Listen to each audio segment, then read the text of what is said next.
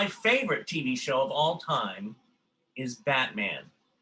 And I remember at 3 years old having my first two crushes, Catwoman and Robin.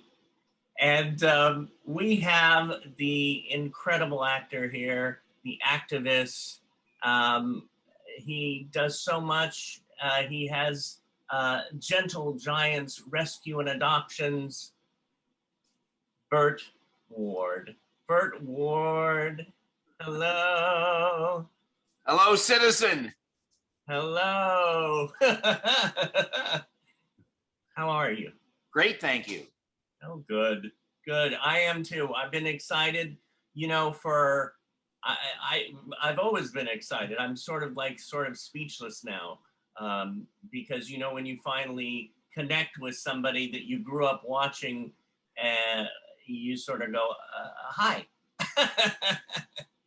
Yeah, well, it's because, we were in people's living rooms and, it's usually right after dinner. And so people that I meet, it's like there's a certain warmth because they have a very fond memory of most of the time of their childhood and watching Batman after dinner. And we were in their homes twice a week, prime time.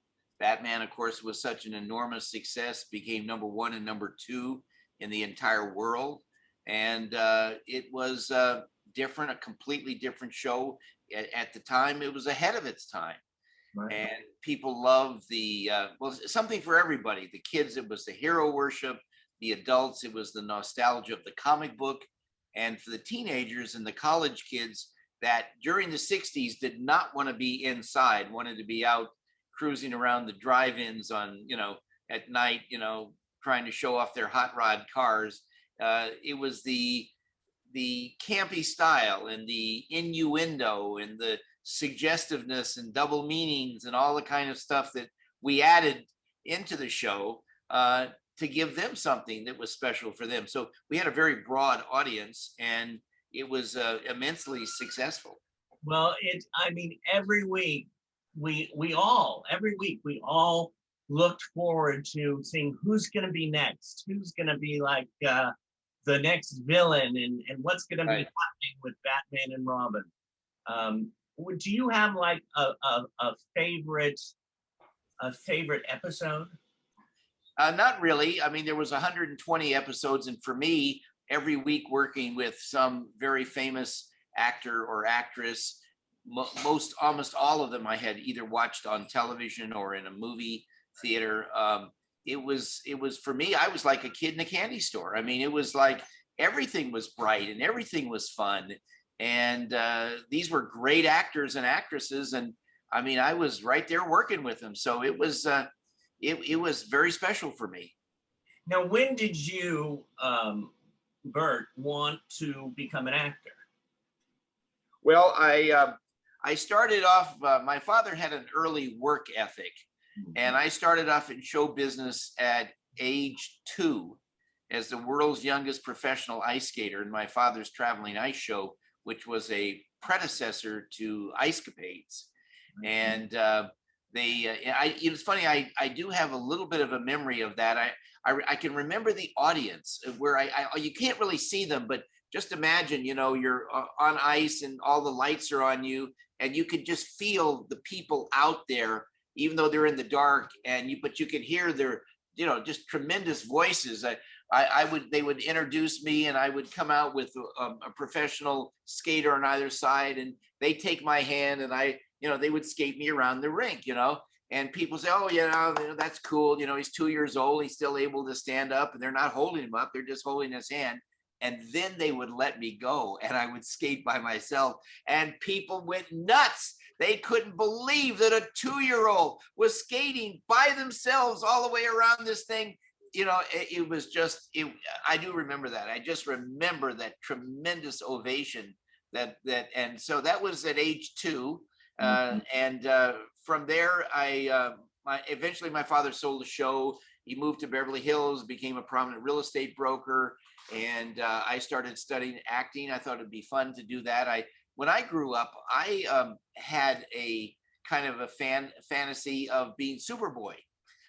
where I grew up, they didn't have Batman comic books, and I don't know why, but I never saw a Batman comic book, but I did see Superman comic books and occasionally a Superboy comic book. And I was kind of like a loner growing up in school, where I had certain liabilities, handicaps myself. When I was when I was young, I had a problem. Well, I didn't know it was a problem, but my voice was very high because I didn't speak from my diaphragm. I spoke from up here. And so as a child, who the other kids obviously picked on because I was different, right? That it was, for me, it was difficult. So it was safer for me to be alone emotionally. And but I did have one friend who could kind of accepted me for what I was. And so I grew up with my, seeing my one friend after school, but for the most of the time I was actually alone. And I would come home every day from elementary school and even high school. And I had this kind of a routine where, because I was very athletic, but I would take a ball, and I had a two big parking area in where our home was, where we had this big concrete block wall, and I could kick that ball against the wall, and of course it would bounce in another direction. I'd run over and kick it back, and I'd be, but while I'm doing that, I'm kind of daydreaming, and I'm thinking about being a superhero. And it was funny. Later on, my mother gave me a gift of a photo she had taken of me when I was 3 years old on a tricycle, wanting to be Superboy. That I had a bath towel around my neck held together with a clothespin. So, I mean, even then, I mean, and I didn't really remember that, to be honest with you, but growing up, I kind of thought of things bigger than life, and I really believe that thoughts can become things. That if you want something hard enough and you think about it and you just pour yourself into it, we're kind of like electromagnetic or whatever, that we can draw things together, and so that's what happened. Wow.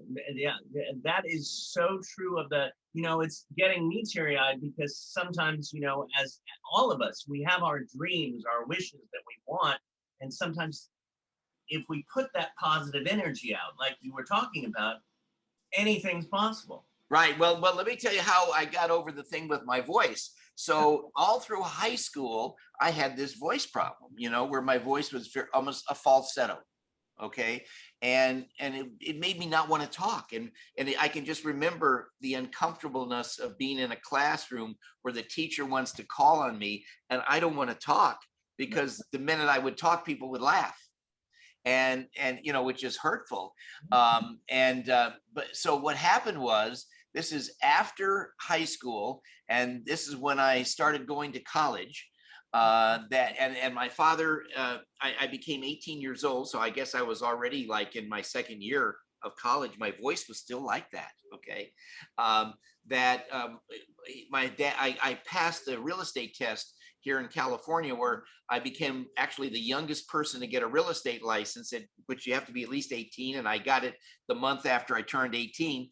So, but I would help my father by what they call sitting on houses, meaning where on weekends when you would have open house, my father, who was a real estate broker, couldn't be in all these houses at the same time. So, he needed somebody or one or two people to be able to sit on the most recognizable or most likely house to be sold, to wait for welcome people in, hand them brochures, answer their questions. So one of the people that came to see a house was named Ross Martin, and Ross Martin was the co-star of the Wild Wild West. They remember the Wild Wild West, and he I don't remember the character, but he had a real charactery name, and he was just a real character actor. And he heard me talk. He said, that's not right. I said, well, I don't know. I can't do anything about it. He says, I think I can fix that. I said, you can? I mean, here you have to understand, I'm 18 years old. For 18 years, I've grown up with a liability that emotionally is, we're all very sensitive human beings, So if you have something that keeps you from being like the others, that's really hurtful, because people they want to think of themselves as fitting in with the others, right? They don't want to be the one out there by himself. So I said, well, what can you do? He says, I want you to turn around and I want you to take a deep breath. And I said, okay. And I took a deep breath and he put his arms around me, okay, like more around my waist. And he said, start to talk. And I started and pulled on me. And all of a sudden, because of the diaphragm, out came the deepest voice I had ever heard in my entire life. It's like, oh my God, that, you know, and it was so deep. I mean, it was the opposite of the problem voice. Now I had something, I sound like a whale. I mean, nobody could sound that deep, right? And he said, you just keep practicing talking. And what happened, it took about 2 to 3 months. And every day that I would talk, it would come up a little bit, it would come up a little bit, till finally it became a normal voice. So I went from one extreme at the high end to the other extreme at the low end in order to find balance. And what is so interesting is that having done the role of Robin, but also done a lot of voice stuff, people say, oh, you have such a distinctive voice. You have such a great voice. And here for my whole life, I was told that I had a terrible voice. So, you know, it just, it touches you inside to see that every one of us can transform ourselves and make a better world for each of us by making an effort and by holding the faith. Yeah. Yeah. Wow. I just got a healing. Thank you for that. I just, and I read somewhere also, is this true? You're a practitioner of Taekwondo? Yeah, I had a brown belt before I tested for Batman, and then my screen test, you can actually see it on the internet. I brought a friend in and we did some judo, and that was the friend that became my friend and one that would accept me. And he had studied judo, and we did some falls and things like that. And then I broke a board with my hand. Now back in 1965, you have to understand, karate had only come to the United States in 1959. Most people, if you said the word karate, they said, what does that mean? They didn't even know it in that time. I mean, now, of course, with the MMA and all that stuff, you hear it all the time. But at the time, it had only come 6-7 years before. And I was studying with a gentleman named Ed Parker, who became like the father of American martial arts. But in any event, so I broke a board, and at that time, nobody had ever seen somebody actually take a real 1-inch board and break it with their hand. And so that was part of it. And then, of course, I had the regular screen test that people go through. Although when I was trying out for the part, well, the way it worked is that a producer, in addition to Ross Martin coming to see one of the houses, a producer came to see one of the houses who ultimately bought a house, prominent Hollywood producer. And I asked him if I could do a scene for him. And he said, yes. And I did the scene. He said, you know, I'll tell you what, let me send you to an agent, you know, at least you'll have a chance. So I went to see this agent. And the first thing the agent says to me is, I can't get work for the actors I got. I would never take anybody new. And the only reason I'm taking you is because this producer asked me to, and I have to do it. Okay, because he's a very important Hollywood producer, but don't expect to work for a year. And if you do get a job, you might get one line or one word. That was the thing. So that's not exactly encouraging, right? So I left there and I went home, and it was a couple of weeks afterwards, I got a phone call from someone in his office who said, there's something going on at 20th Century Fox. You know, we've got it arranged for you to have a drive-on pass tomorrow afternoon at 4:30. You go to the gate, you know, here's the address, and they'll show you where to go. So I did that. I had no idea what it was. I parked. They told me where to go. I went to a bungalow where that's what the way they have little bungalows where, and then I met this casting director who only asked me questions about myself. He didn't offer any information. I didn't know anything. I have no idea what it's about. Yeah. And he said, after talking to him, he said, would you like to meet the executive producer? And I said, sure. I figured everybody gets to meet the executive producer. Right. Well, that's not true, but you have to understand, I didn't know that. And I had never even been on an interview, even though I had studied professionally acting, both with private coach and at UCLA. I never actually tried out for anything, and I'd never done anything. I'd only studied. So when they say, you know, would you like to have a screen test? Like I said, I thought everybody got one. Well, that's not true.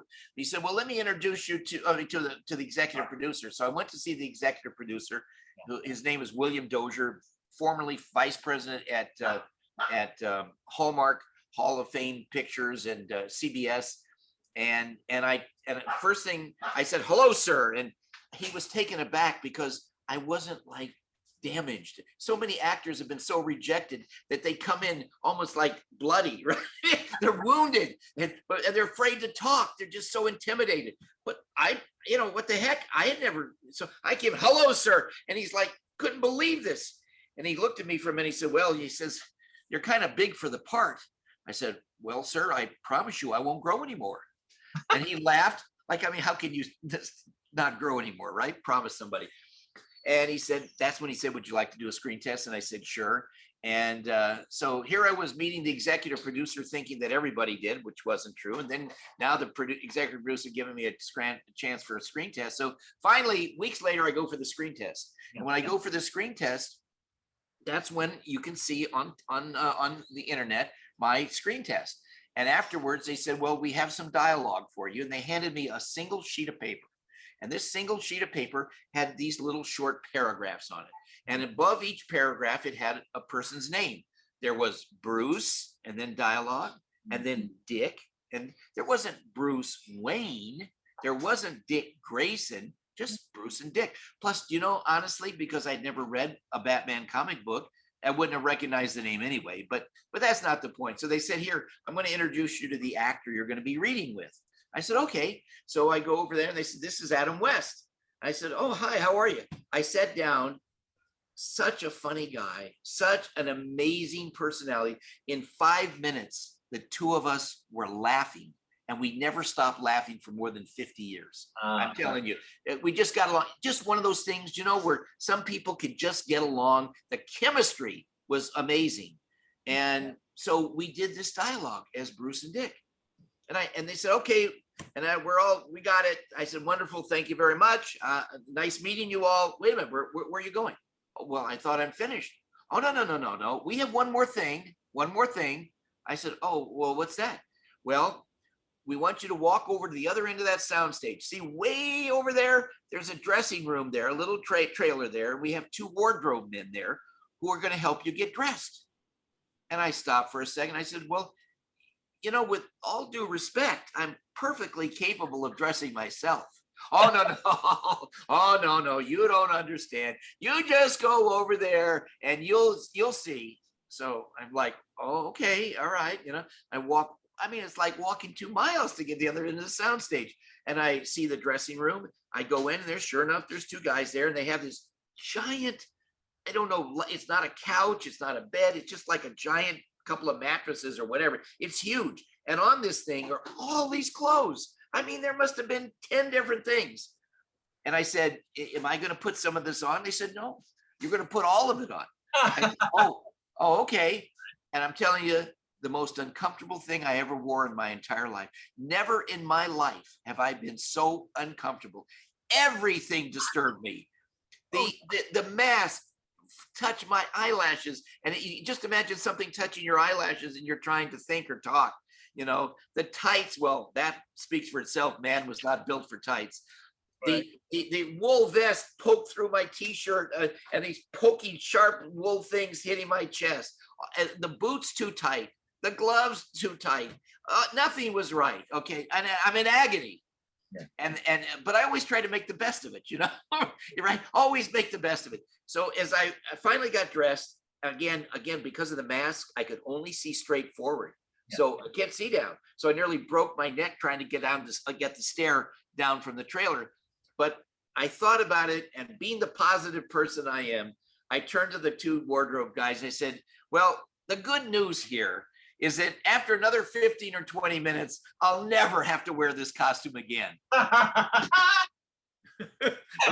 Famous last words. Anyway, so that is kind of, and then I saw Adam in this costume. I had no idea. I thought maybe maybe this is some Shakespearean piece. I don't know. Why is he wearing a cape and a cowl? I have nothing, Superman didn't wear a cape and a cowl. So there was no association that made me think of a comic book. I had no idea until later on. Superboy, you be careful what you ask for, right? Yeah, there you go. But no, thoughts are things. And look how wonderful it turned out. And then there was 6 weeks before I found out I had the part. But after the first 2 weeks, I was getting calls from the studio like, what is your shoe size? Well, I think 7.5. Okay, and what's your hat size? Well, hats, I've never worn a hat. Well, go get your head measured. Well, where do I go to get my head measured? Things like that, these phone calls. And after 6 weeks, I get a call from these agents and they said, we want you to come in and sign contracts. I said, great, now I'm going to be formally represented. Now I'm really going to be able to say I have theatrical agents. So I go in and I sit down, and the thing is like, this contract's like 2 inches thick. And I look at it and say, wow, okay. And I start to read it. The first thing it says, 20th Century Fox Studios. Wow. And I said, wait a minute, I'm here to sign my agency contracts. I said, no, this is your series contracts. What do you mean? They said, you mean you don't know? I said, no. Oh, well, you got the role. Oh, I didn't know that. They said, you mean the studio didn't tell you? I said, no, nobody said anything. And then when I finally saw people in the studio, they said, you mean the agents didn't tell you? So for 4 of the 6 weeks, I had the role and had no idea that I had it. Oh my God, wow. It's amazing to hear the behind the scenes story of it like that. And it's just, yeah. I want to ask you one more question, and then we Sure. have some students that want to come on. Okay. And ask questions and visit with you. What brings you the most joy in life? Doing things for others. Growing up, we all want to accomplish something. And, people say to me, well, what about the stereotyping? What about the fact that, you're so known as Robin? And there was stereotyping. Okay, but can I tell you this? Think of a glass that is full. The glass can be full from doing a whole bunch of parts if you're an actor, or the glass can be full from one part that is so gigantic that the whole world takes notice with a few other little parts around them. Either way, the glass is full. And that's the way I look upon it, and what a marvelous opportunity, and have enjoyed every bit of it. And I must tell you, I've done 2 features for Warner Brothers in the last 4 or 5 years as Robin, the voice of Robin. Yeah, and animated full-length features, beautiful features. Last December, I guest starred on Supergirl, and that was fun right before the main titles. So I've been very fortunate to do things, and of course, a big part of my life is my charity work that my wife and I do. Right. Together, we operate the world's largest giant breed dog rescue, the largest in the world. We've rescued more than 15,500 dogs. Everyone would have been put to death if we hadn't been there. And this is in the last 26 years. And every one of these 15,500 has lived in our house with us. Wow. We're not talking about some other yard or building or other we're talking about in our house, never having less. And are these 50 dogs? Big, small, all types? Initially, the giant ones. We have dogs up to 300 pounds. Oh! Most people have never seen a 200-pound dog. One of our dogs, Avalanche, was the largest dog in the world. He weighed 305 pounds. When he stood up, he could stand up on his hind legs. He was 7 feet 5 inches tall, 4.5 inches taller than Shaquille O'Neal. 4.5 inches taller than Shaquille O'Neal. Okay. And we have really big, but we also got little dogs. And although we intended to be mainly a big dog rescue, people would come and say, well, thank you for saving my Great Dane. Otherwise, I'd have to take him to the shelter and be put to sleep. But I guess I've got this other little dog I'm going to have to drop off at the shelter, and they're going to be separated. And well, he's had a good life, but he's going to get put to sleep. And I look at my wife and no, leave that dog. We're not going to separate those dogs. So what happened is We now have 45 different breeds of dogs. There's only 164 breeds of dogs. We have 45 breeds here, starting from 2 pounds all the way up to nearly 300 pounds. Oh my God. All these different breeds. We feed 600 pounds of our dog food every day here, 600 pounds a day. And because the giant breeds traditionally don't live very long, some of them only live 6 to 8 years, like Mastiffs and Irish Wolfhounds, and Great Danes are 7 to 9 years. So when we would lose one, if we didn't adopt it and we lost one, my wife and I were so devastated that we vowed, if possible, we'd find a way to help them live longer. And I just want to mention that we discovered a way of feeding and caring for dogs that added 3 years on average to every dog's life. It's our special feeding and care program. And then we developed a food that is unlike any dog food in the world. And our dogs are living up to 27 and a half years, running around like puppies in their 20s. Our Great Danes that only live 7 to 9 years, our oldest Great Dane was 22 years old. Our Russian Wolfhound, who lived 7 to 9 years, Tara, she died at 27 and a half. She lived 4 times her normal lifespan. And it's a combination of how you care for the dog, how you feed your dog, and what you feed. And our food is completely different.